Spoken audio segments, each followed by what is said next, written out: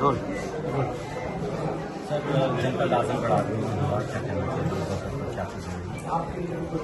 सुधाकर सिंह जी हमारे बीच नहीं रहे, बहुत लोकप्रिय जमीनी नेता हैं और आज उनकी 13वीं थी।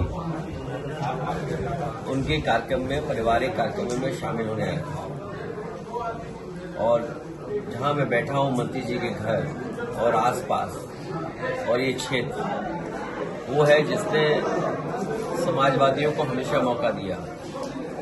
सठियाओं चीनी मिल, आपको याद होगा, यहाँ के हमारे सभी समाजवादी नेता, किसान और आम जनता ये चाहती थी कि सठियाओं चीनी मिल चालू हो, बने।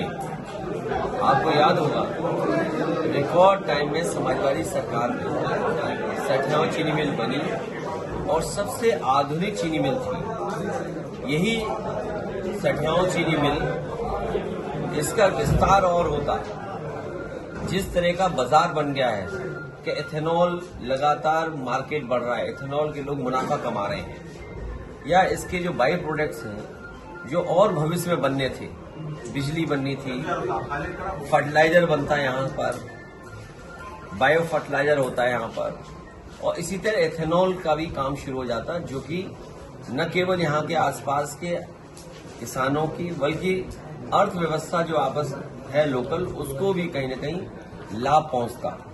लेकिन जितनी समाजवादी सरकार में कोशिशें हुई, उसके बाद से पूरा काम ठप पड़ा हुआ है। यहाँ पर भुगतान से लेकर के किसानों की मदद ये सरकार नहीं कर रही। इसी तरह ये एक्सप्रेस वे बना था, यहाँ के पुराने नेता सब जानते होंगे, हमने सबने मिलकर के विधानसभा के सामने शिलान्यास किया था, और जिस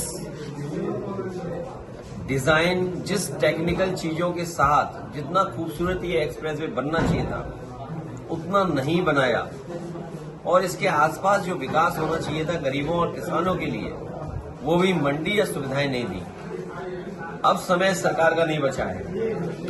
इसने जहां महंगाई बढ़ाई है, बेरोजगारी बढ़ाई है और इतना करप्शन हो रहा है जिसकी हम कल्पना नहीं कर सकते। करप्शन पीक पर है, अन्याय पीक पर है। तो भविष्य में हम भरोसा दिलाते हैं, समाजवादी पूर्वांचल एक्सप्रेसवे जिस मकसद से बना था, यहाँ की ग्रामीण अर्थव्यवस्था को जोड़ने के लिए, बुनकर भाइयों को सुविधा देने के लिए, सस्ती बिजली, कारखाने, उद्योग लगे, उस दिशा में हम लोग काम करेंगे। और भविष्य में मऊ, आजमगढ़, गाजीपुर, बलिया या जौनपुर या अम्बेडकर नगर या आगे का इलाका हम देखेंगे, ये और खुशहाल हो और आगे बढ़े, उसके लिए हम लोग योजनाएं लाएंगे। सर, आजमगढ़ में